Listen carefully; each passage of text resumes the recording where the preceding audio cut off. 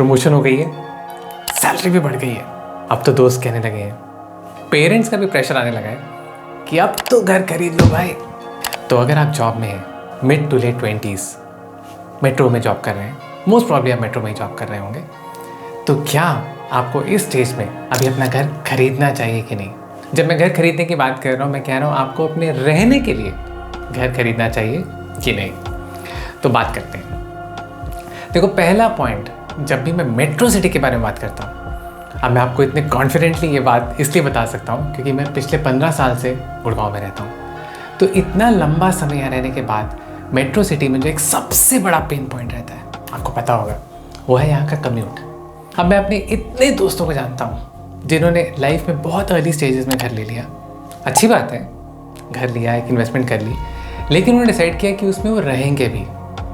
और उस डिसीजन के कारण कई बार लाइफ में कुछ ना कुछ चैलेंजेस भी आए। चैलेंजेस मतलब वो ट्रैवल टाइम। जैसे मेरा एक दोस्त जो मयूर विहार में रहता है, मयूर विहार से वो डेली गुड़गांव आ रहा है, पता नहीं शायद 15 साल से 20 साल से, कितने सालों से daily from Mayur Vihar to Gurgaon. तो अगर आप एनसीआर की टोपोग्राफी जानते हैं, मतलब तकरीबन 1.5 घंटा वो सुबह आने में लगाता है और शाम को इवन 2 से सवा 2 घंटे लग सकते हैं वापस जाने में।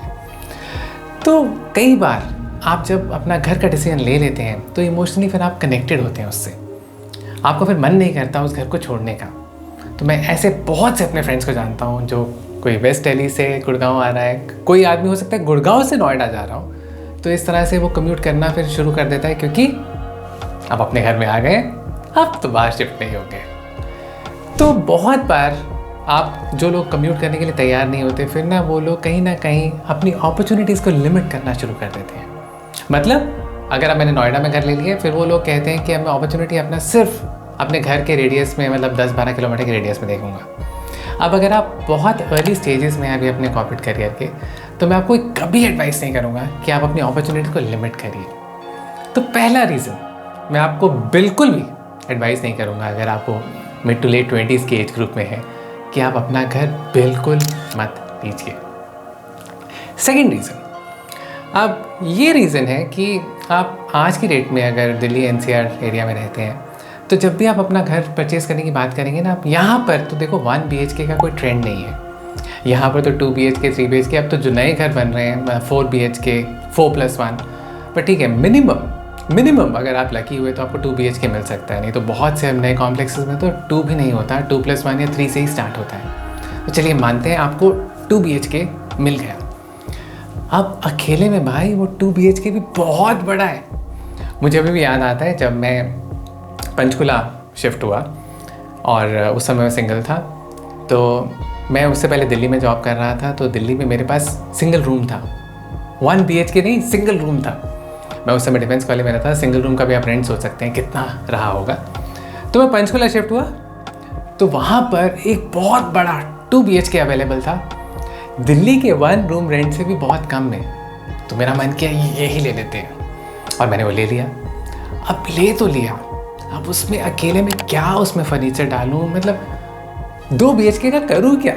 तो उसमें पता क्या होता था, एक बेडरूम में मैं रहता था और एक में मेरी तन्हाई।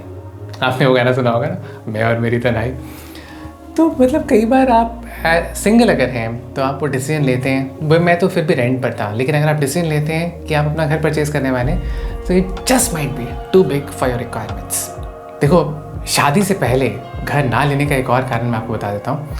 अब आप ना घर लेकर उसके इंटीरियर्स में बहुत स्पेंड करेंगे, बहुत, मतलब 20-25 लाख तो आजकल पता भी नहीं चलता कैसे स्पेंड हुआ। तो आपने वो खर्चा कर दिया, अब आपके स्पाउस, उनको पसंद ही नहीं आया आपने जो इंटीरियर्स पे खर्चा किया, तो सब कचरे में चला जाएगा।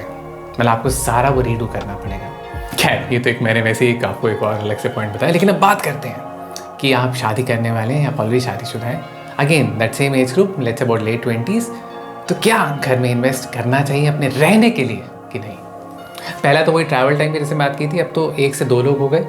तो अगेन अगर दोनों लोगों को ट्रैवल करना है तो फिर दोनों लोगों के लिए एक हैसल हो सकती है, अगेन एक करियर लिमिटिंग मूव हो सकती है।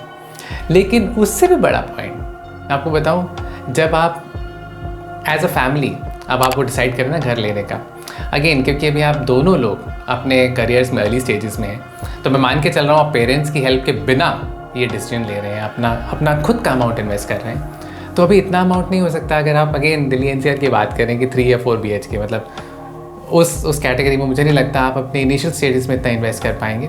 तो मुश्किल से आप हो सकता है 2 BHK अफोर्ड कर पाएँ अभी। आप अभी के लिए तो आपको वो 2 BHK बहुत अच्छा लगेगा, क्योंकि छोटी सी फैमिली, हो सकता है कभी आपके पेरेंट्स ने आना हो, फील्स सफिशेंट।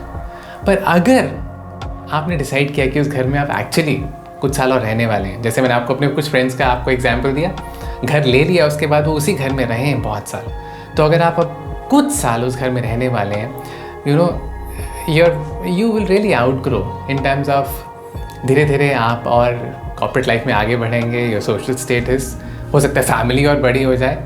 तो कुछ साल में आप रियलाइज़ करेंगे जो आपने वो डिसीजन लिया था वो अब डिसीजन ठीक नहीं रहा, क्योंकि अब आपको और बड़ा घर चाहिए। You possibly need a 3 bedroom और 3+1 now after couple of years.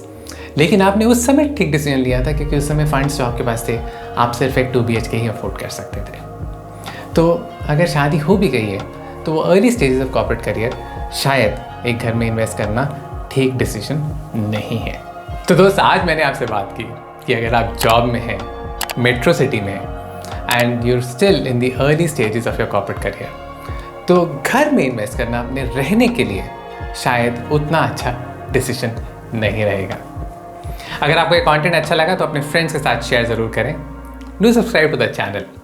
That's all for today. This is Vikas Bansal signing of.